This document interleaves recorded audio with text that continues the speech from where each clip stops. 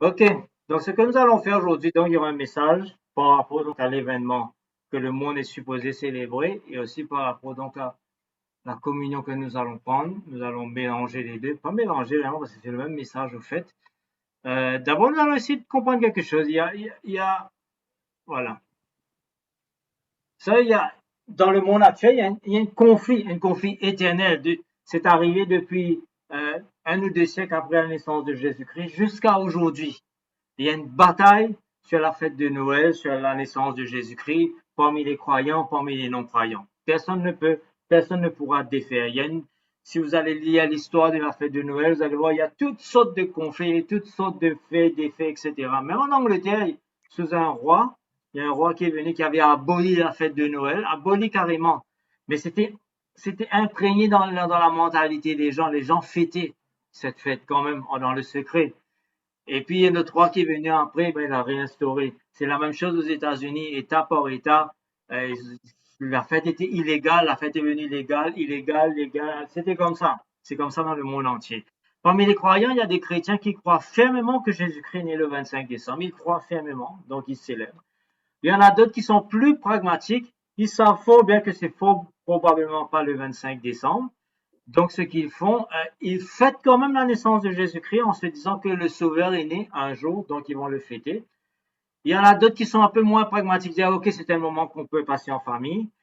Il y a une autre partie des croyants qui eux disent non, c'est absolument il ne faut pas fêter, c'est une fête païenne. Ils veulent enlever Jésus-Christ complètement de cette fête-là, de ce jour-là. Ça aussi, ça arrive. Et puis il y a les non-croyants. Les non-croyants, attends, je vais faire quelque chose là. Voilà, ok. Les non-croyants, eux, ben, euh, ils disent c'est une fête pour s'amuser, c'est une fête pour passer en famille, c'est une fête pour fête de partage, fête de la joie, fête pour révéler la bonté dans les hommes, etc., le bon côté des hommes. Vous voyez, il y aura toujours des approches différentes et personne ne pourra trouver un consensus. Ça va aller jusqu'à la fin comme ça. Personne ne pourra. Donc, il faudra faire avec. Peu importe ce que nous croyons, dans quel bord nous nous tenons, il faut faire avec. Mais une chose est sûre, c'est que Dieu donc a donné son Fils un jour à l'humanité dans la personne de Jésus-Christ qui est né d'une femme, qui est né dans la chair, qui est devenu un homme. Mais ce qui se passe, en fait, dans ce débat-là, et c'est ça qui est dramatique dans le débat. Ce qui se passe, c'est que, en fait, c'est un outil que Satan utilise malheureusement.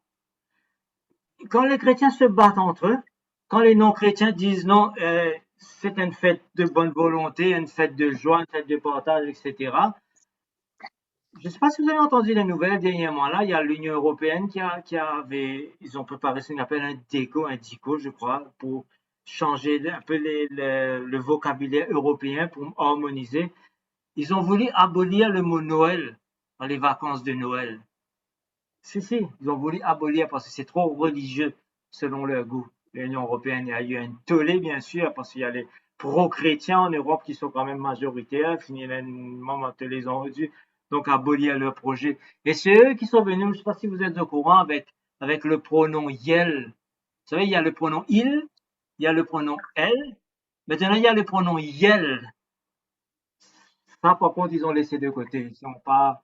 C'est pour vous dire comme le monde est en train de changer. Donc, ils ont dit, il faut abolir Noël. On ne dira plus les vacances de Noël. Il faut dire les vacances d'hiver. Je sais plutôt qu'est-ce qu'ils ont dit. C'est plus les vacances de Noël. Bon, il y a une grande protestation. Ils ont abandonné cette idée très vite. C'est pour vous dire que le monde n'est pas intéressé du côté religieux de la fête de Noël. Ils sont pas intéressés du tout avec Jésus-Christ. Ça ne les intéresse pas du tout de savoir pourquoi Jésus-Christ est venu, qui est Jésus-Christ. Et pourtant, ils vont fêter, la grande majorité. Et Satan utilise malheureusement cette situation. Il va utiliser les traditions, il va utiliser les bons sentiments qu'il y a dans le cœur des hommes pour les empêcher de voir la réalité des choses. C'est pour ça que j'ai mis ce verset-là. C'est un des moyens qu'il utilise. Satan utilise beaucoup les religions, il utilise beaucoup la culture, il utilise beaucoup les traditions, il utilise les philosophies pour empêcher que les hommes voient la réalité des choses, la réalité de ceux qui sont en train de périr. Ils seront coupés de Dieu, ils seront détruits pour toujours parce qu'ils sont dans le mal, dans le péché. Il n'y a qu'une seule situation, une seule personne qui peut les sortir de là. C'est Jésus-Christ. C'est la bonne nouvelle de Jésus-Christ. Si notre évangile est encore voilé, c'est la version du second, il est voilé pour ceux qui périssent malheureusement. Pour les incrédules, dont le Dieu de ce siècle, c'est lui qui est responsable, hein, ne vous en faites pas, c'est lui qui est responsable de cette situation. Il sait très bien ce qu'il fait. C'est un énorme ruse qu'il utilise, qu'il est en train d'utiliser. Pour les incrédules dont le Dieu de ce siècle a aveuglé l'intelligence, pour qu'ils ne visent pas briller la splendeur de l'évangile de la gloire du Christ qui est l'image de Dieu. Ouais,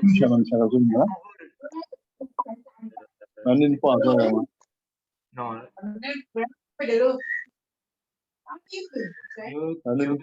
excusez-moi, il y a beaucoup de bruit. Ok, c'est parti. Donc voilà, donc il utilise cette situation-là pour donc que les gens ne s'intéressent pas à la véritable bonne nouvelle, la véritable venue de Jésus-Christ. Ils ne sont pas intéressés du tout. Parce que aussi les chrétiens se battent entre eux, malheureusement, ça aussi. Donc il faut faire très attention à ce que nous disons, très attention à ce que nous faisons, très attention à nos traditions, pour ne pas tomber dans son piège à lui. Donc le véritable message, le but de Dieu, le don de Dieu, c'est Dieu en Christ qui réconcilie le monde à lui-même. C'est Dieu en Christ qui réconcilie le monde à lui-même. Et comment il peut faire cela si ce n'est qu'il doit devenir quelqu'un parmi nous? L'humanité est perdue, l'humanité est sans espoir, l'humanité dans les ténèbres, l'humanité est rebelle envers son créateur, ils ne veulent plus de Dieu, la grande majorité. Ils sont voués au mal, ils sont voués à la mort. Irréductiblement, inlassablement, aller pac, pac, pac, pac, tout le monde comme un robot, puis obéir, puis aller vers la mort. Parce qu'ils sont aveuglés. Donc nous, en tant que croyants, nous sommes supposés avoir reçu le message de la bonne nouvelle. Nous sommes supposés avoir reçu cette bonne nouvelle où le voile est enlevé de nos yeux pour voir donc l'évangile de Dieu sur la gloire, sur la face de Jésus-Christ. En la personne, en l'homme Jésus-Christ. Nous voyons Dieu.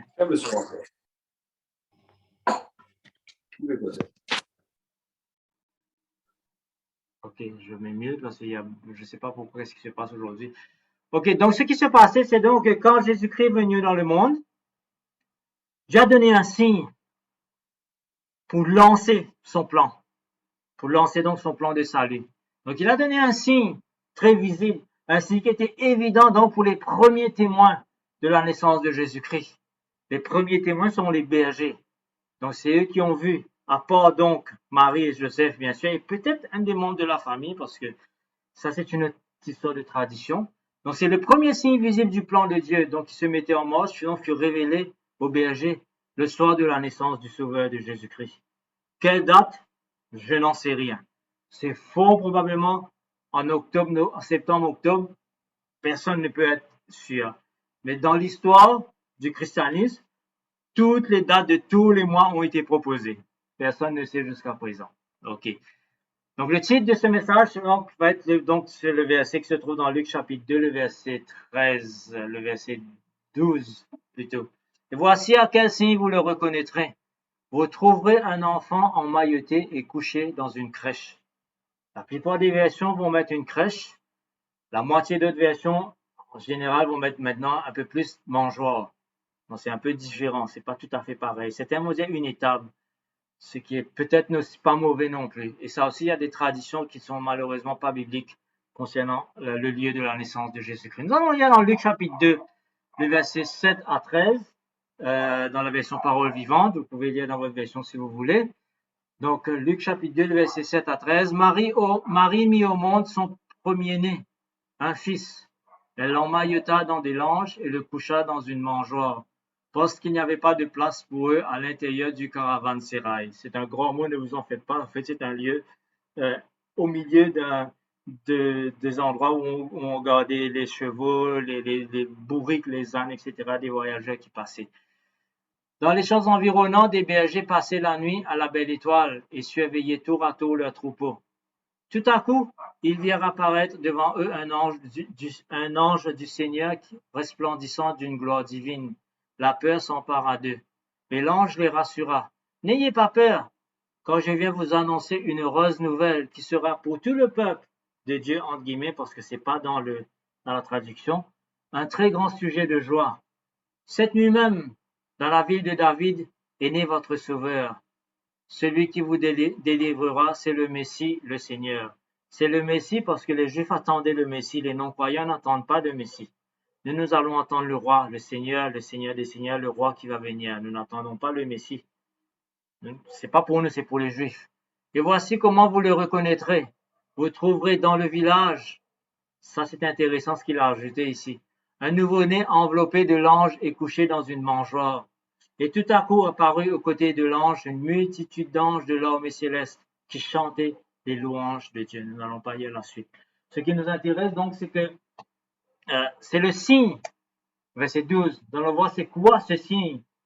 Et avant cela, nous allons voir quelques petits points, juste pour mettre certaines idées en place pour comprendre ce qui se passait. Donc vous savez tous que Joseph et Marie ont dû aller donc à Bethléem à cause du recensement, parce qu'ils étaient donc de Bethléem, et tous ceux qui étaient de Bethléem, donc ils sont tous allés donc dans la ville natale, et donc tout le monde est allé à Bethléem.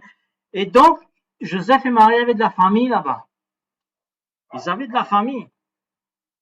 Quand beaucoup de versions disent que Jésus-Christ, Marie et Joseph n'ont pas trouvé de place à l'autel, c'est pas une très très bonne traduction. C'est une même très mauvaise traduction. Lui, il a mis caravansérail, qui n'est pas trop top non plus. Mais au fait, c'est beaucoup plus une chambre d'amis. Maison d'hôte, si vous voulez. Une chambre d'amis. Et Joseph et Marie, ils ont eu beaucoup de familles. Leurs parents sont là-bas, surtout Joseph. Et c'est probablement chez leurs parents qu'ils sont allés.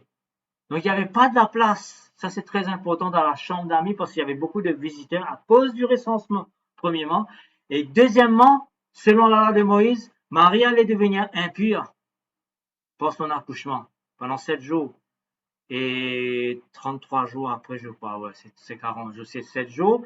Elle le voit donc selon la loi, donc offrir le sacrifice après le 8e jour. Jésus-Christ allait être emmené au temple pour faire la circoncision.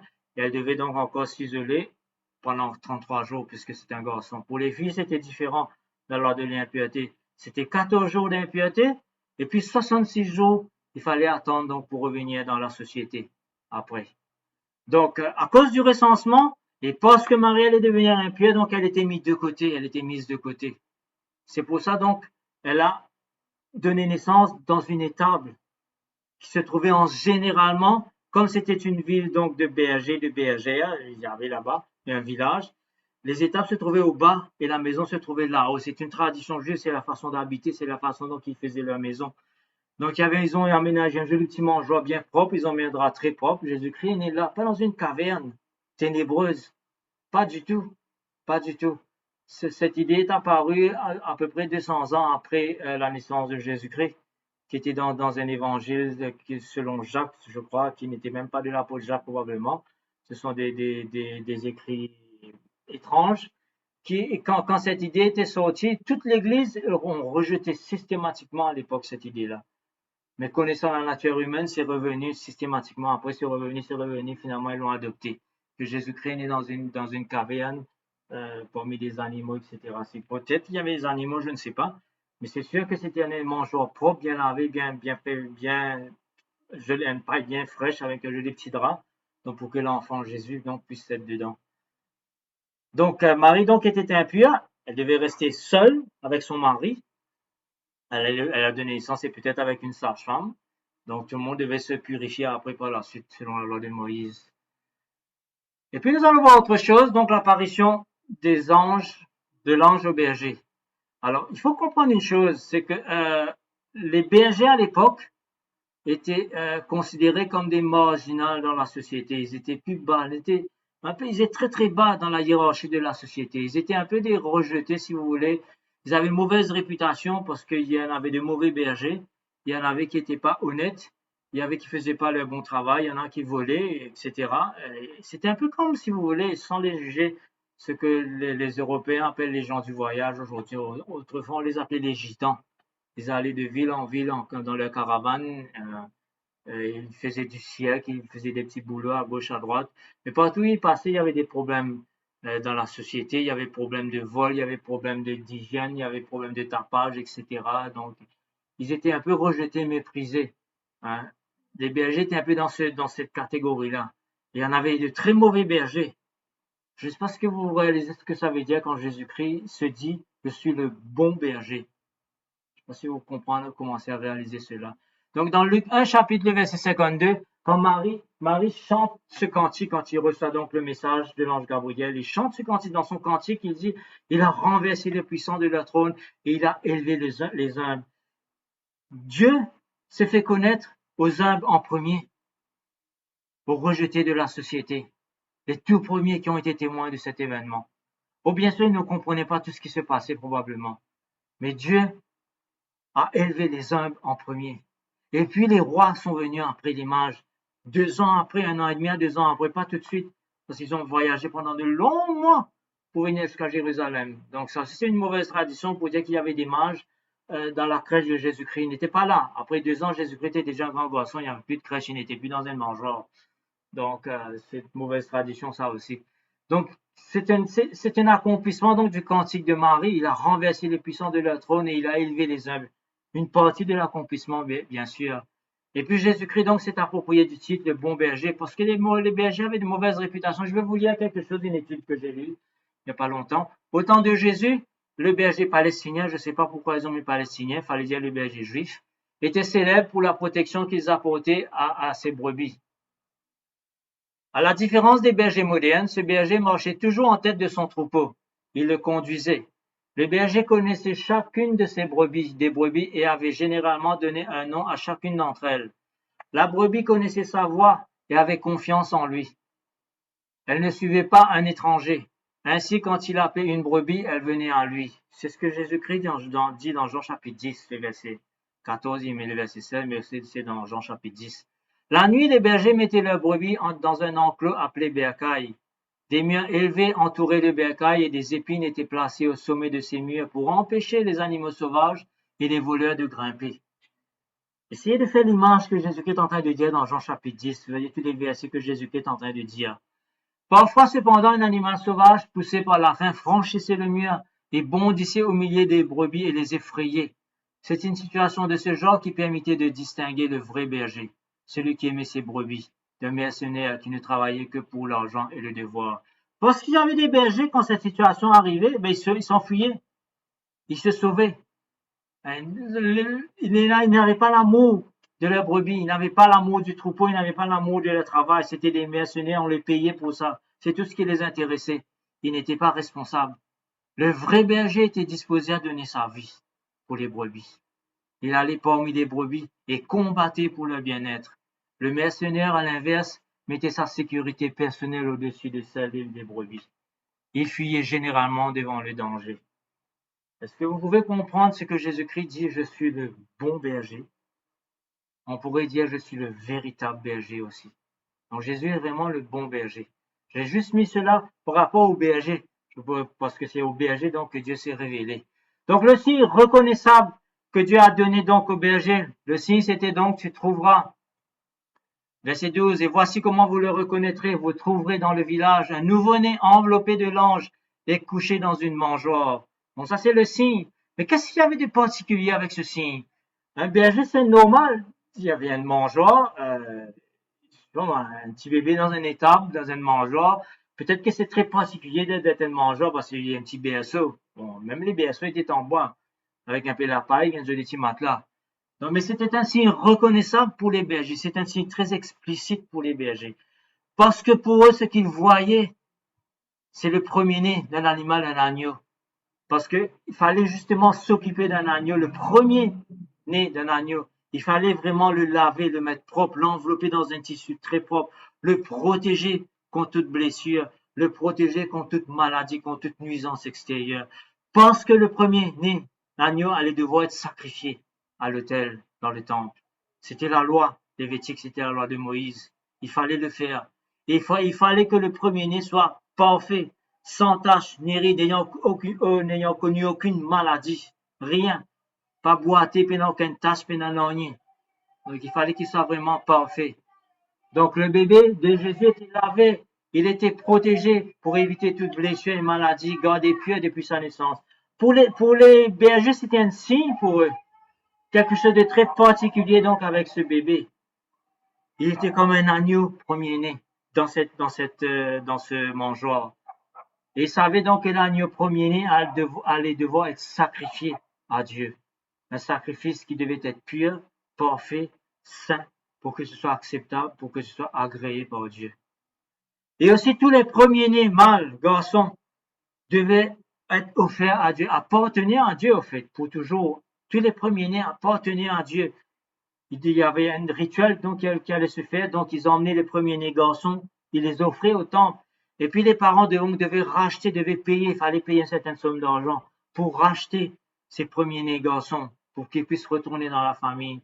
Tous les premiers-nés des animaux impurs aussi appartenaient à Dieu. Tous les premiers-nés. Ils pouvaient être achetés à un prix. Les premiers-nés impurs ne pouvaient pas être offerts en sacrifice. S'ils n'étaient pas offerts en sacrifice, il fallait les tuer. C'est ce que la loi lévitique dit dans Nombre chapitre 15. Ça c'est beaucoup plus le prix à payer. C'est surtout dans ce que nous avons vu tout à l'heure. C'est ici. C'est dans Lévitique 12. Dans ce verset là, j'ai oublié le verset, c'est pas là, je vais voir le verset, je vais vous dire. C'est dans Nombre 13, c'est dans Exode 13, tout à l'heure nous allons le voir. Donc tous les premiers-nés, donc, un des animaux impurs devaient être tués s'ils ne sont pas rachetés. Et il nous dit que même l'âne, le premier-né de l'âne, de l'ânesse, impur, ne pouvait pas être offert en sacrifice. Si la personne, la famille ne pouvait pas le racheter, il fallait le briser la nuque. Donc c'est pour vous dire que Dieu était très sévère. Dieu est considéré comme tout premier-né pour lui. Jésus-Christ donc, le premier-né, appartenait à Dieu. Et plus tard, il allait être littéralement offert à Dieu en sacrifice. Mais c'est important ici de comprendre quelque chose, que le sacrifice des enfants n'était interdit, absolument interdit dans la loi mosaïque. C'était interdit. Les Juifs le faisaient malheureusement. Ils ont suivi les coutumes païennes, malheureusement. Certains rois l'ont fait. Je crois qu'il y a un roi qu'on avait déjà vu, on a déjà lu son histoire, j'ai oublié son nom, juste avant le roi qui était juste avant Ézéchias. C'était un méchant roi qui offrait ses enfants en sacrifice. Il les brûlait. Donc c'était absolument interdit. Et pourtant, Dieu allait faire quelque chose qui allait lui briser littéralement le cœur. Offrir son fils. Comme nous avons chanté dans un cantique tout à l'heure, Dieu avait demandé à Abraham de laisser son cœur être brisé en allant offrir Isaac sur l'autel. Mais Dieu a sauvé Isaac. Il a donc envoyé ce bélier dans les buissons, dans les buissons justement sur la colline où ils étaient. Donc Jésus-Christ allait être offert littéralement. Et c'est de sa vie qu'il allait payer le prix de rachat, pas avec de l'argent. C'est de sa propre vie. C'est assez extraordinaire pour nous. Il y a donc tous les symbolismes dedans. Je vais continuer à lire donc cette étude qui continue. C'était très intéressant cette petite étude. À l'époque des anciens patriarches, le fils premier-né recevait le droit d'aînesse. Genèse 43, verset 33. Et héritait ainsi à la mort du père de la direction de la famille. Le premier-né devait être digne d'assumer cette responsabilité. 1 Chronique 5, 1 à 2. Et pouvait perdre son droit d'aînesse s'il ne menait pas une vie juste. Il y a quelqu'un qui a perdu son droit d'aînesse. Je ne sais pas si vous vous rappelez l'histoire des frères. Sous la loi de Moïse, le premier-né était considéré comme appartenant à Dieu. Il recevait une double part des biens de son père. Après la mort de celui-ci, il était responsable de l'entretien de sa mère et de ses sœurs. Mais c'était quand même une responsabilité d'être un premier-né, mâle, garçon. Le premier-né mâle des animaux appartenait aussi à Dieu. On utilisait les animaux purs pour les sacrifices, tandis qu'on pouvait racheter ou mettre à mort les animaux impurs. Et là, il y a donné donc de plusieurs versets. Premier Exode chapitre 13. Donc voilà comment cela se passait. On lit Exode chapitre 13, c'est intéressant. Exode chapitre 13, de verset 11 au verset 16, c'est dans la version Bible du Semeur. Nous allons lire ces versets. Quand l'Éternel vous aura fait entrer dans le pays des Cananéens, comme il vous l'a solennellement promis, à vous et à vos ancêtres, et qu'il vous l'aura donné, vous lui offrirez tout garçon premier-né, et les premiers-nés mâles de votre bétail lui appartiendront. En ce qui concerne les ânes, vous pourrez racheter leur premier-né par un agneau. Si vous ne voulez pas le racheter, vous lui briserez la nuque. Mais vous rachèterez tout garçon premier-né parmi vos enfants, parce que Dieu ne désire pas de sacrifice d'enfants. Lorsque vos enfants vous questionneront en vous demandant que signifie cela, vous leur répondrez, c'est par sa puissance que l'Éternel nous a fait sortir d'Égypte où nous étions esclaves. Comme le Pharaon refusait de nous laisser partir, l'Éternel a fait mourir tous les premiers-nés en Égypte, les fils aînés des hommes et les premiers-nés des animaux. Voilà pourquoi nous offrons en sacrifice à l'Éternel tous les premiers-nés mâles des animaux et nous rachetons les aînés de nos fils. Ce rite sera pour vous comme un signe sur votre main, comme une marque sur votre front. C'est par sa puissance que l'Éternel nous a fait sortir d'Égypte. Donc c'était le signe que les bergers ont vu. Un enfant dans un mangeoire emmailloté, protégé, lavé, propre. C'était comme ça en fait qu'ils prenaient soin de leur premier-né, d'un agneau qui naissait, le premier-né.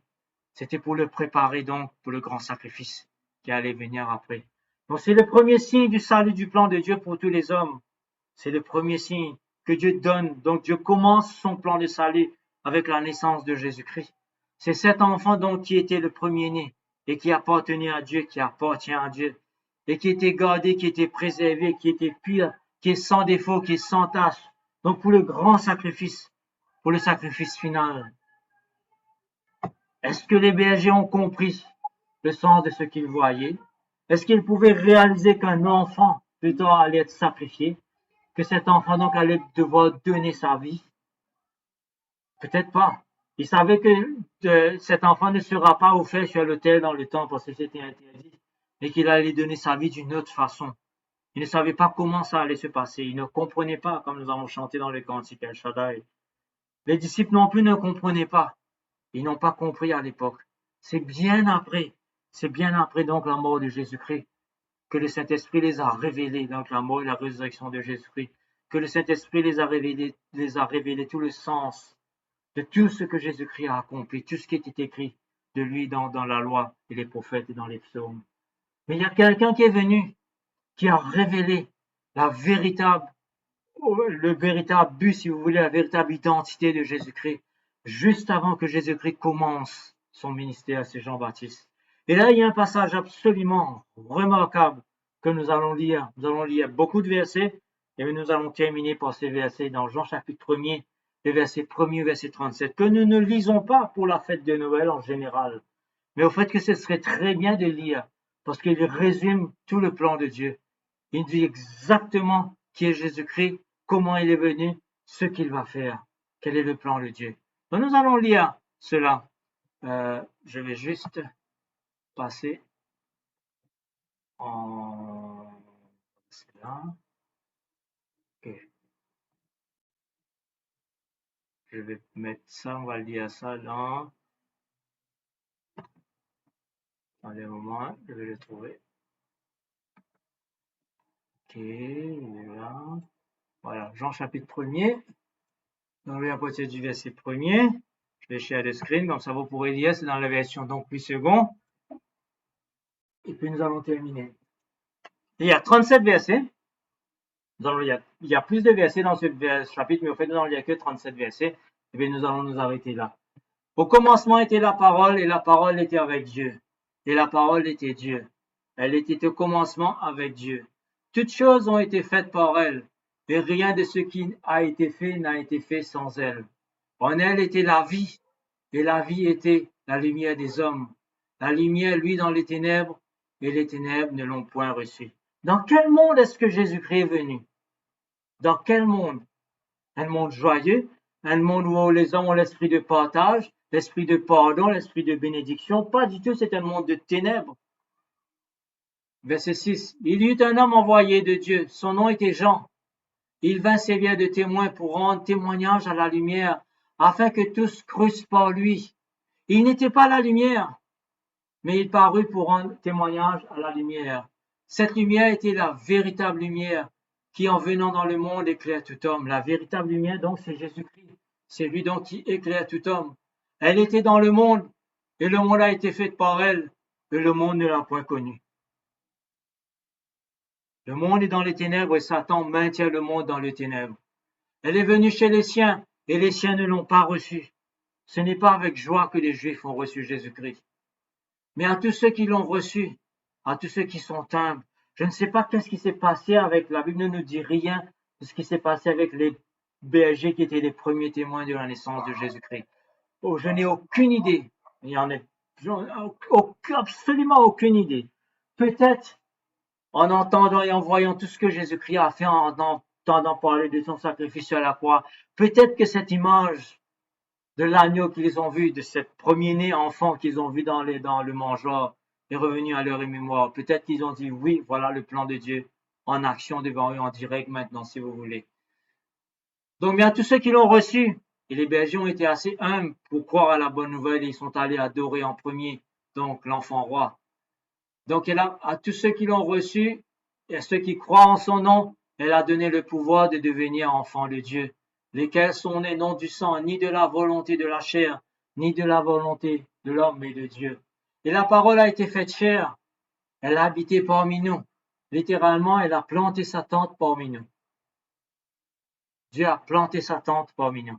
Et ce mot tente est très très intéressant parce que c'est le mot tente que Paul utilise dans 2 Corinthiens chapitre 5 pour dire que Dieu va nous débarrasser de cette tente dans laquelle nous habitons.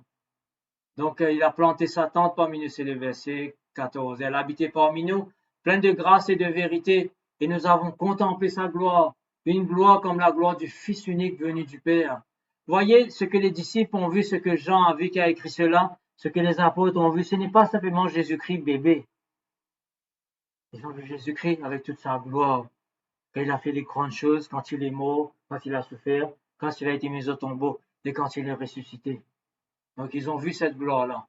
Jean lui a rendu témoignage et s'est écrié, c'est celui dont j'ai dit, celui qui vient après moi m'a précédé, car il était avant moi. C'est un témoignage très grand de Jean-Baptiste. Jésus-Christ était avant lui.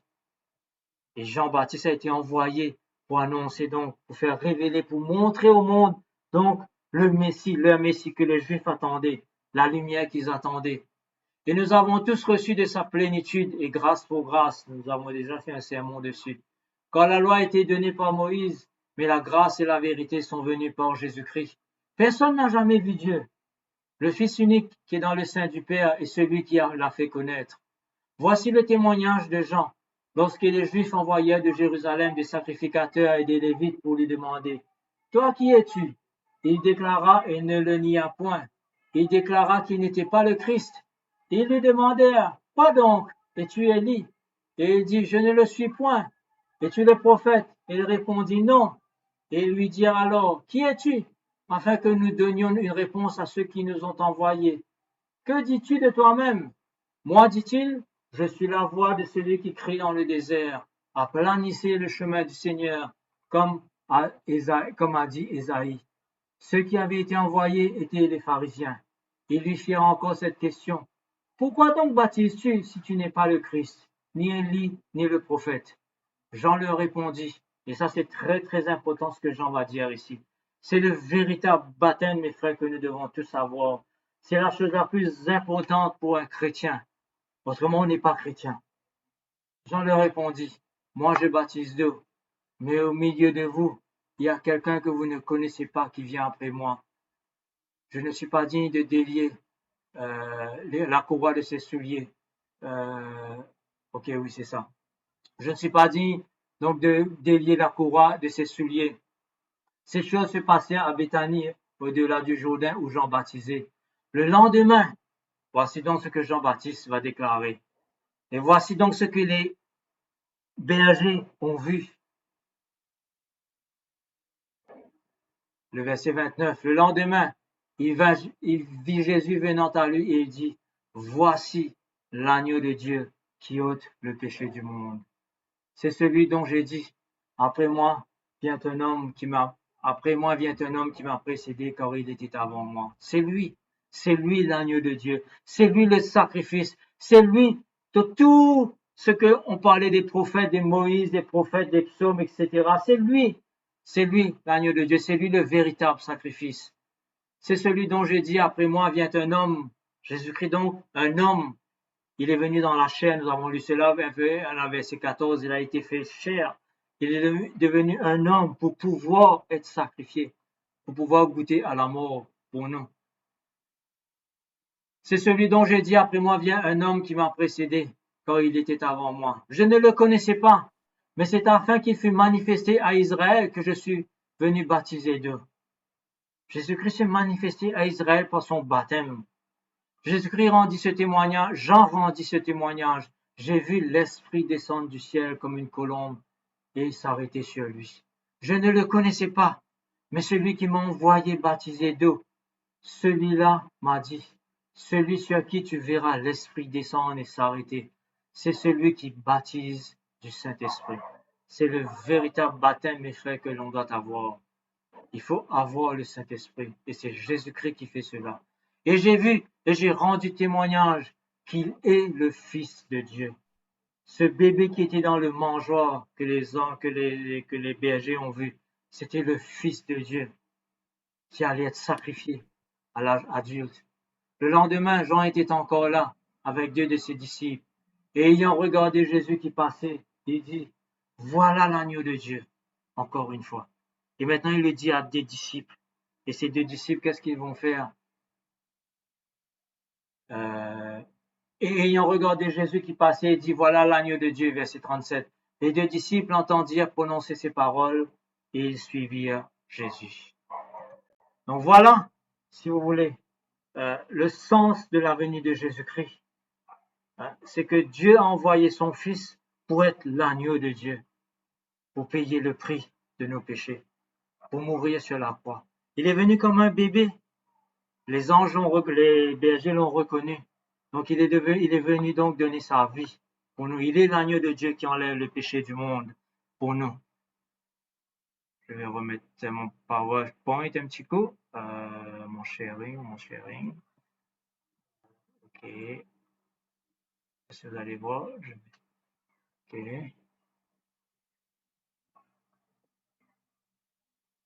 Juste pour terminer, hein, c'est juste pour terminer au fait. Voilà. Ok. Donc Jean-Baptiste donc a révélé la vie de Jésus-Christ, il a révélé ce qu'est Jésus-Christ, il a révélé la mission de Jésus-Christ, il a révélé pourquoi Jésus-Christ était gardé, pourquoi Jésus était préservé. Donc le premier jour de sa naissance. Et Jésus-Christ donc est l'agneau de Dieu. Il est l'agneau de Dieu, mes frères, qui efface le péché du monde, qui ôte le péché du monde, qui abolit le péché, qui abolit la conséquence des péchés. Les hommes sont dans les ténèbres, les hommes sont voués à la mort. Mais Jésus-Christ vient abolir tout cela. Si nous devons célébrer aujourd'hui ceux qui veulent célébrer cela, que Dieu est venu dans la personne de Jésus-Christ, le Fils de Dieu, pour pouvoir donner sa vie comme étant l'agneau de Dieu. Donc il est venu donner sa vie pour chacun d'entre nous. Amen. Que Dieu nous bénisse par ses paroles.